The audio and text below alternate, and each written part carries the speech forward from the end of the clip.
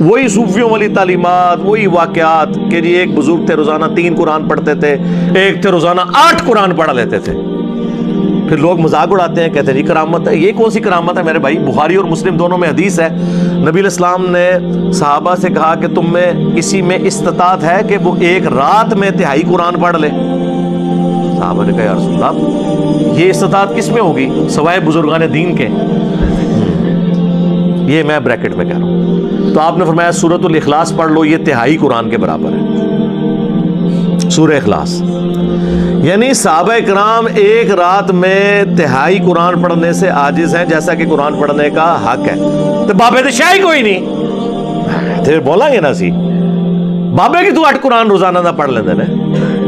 اور کرامت کیا ہے کہ یہ کون سی کرامت ہے؟ صحابہ کرام کو تو ایسی کوئی کرامت حاصل نہیں تھی. تو یہ اس کے اندر لکھا ہوا ہے.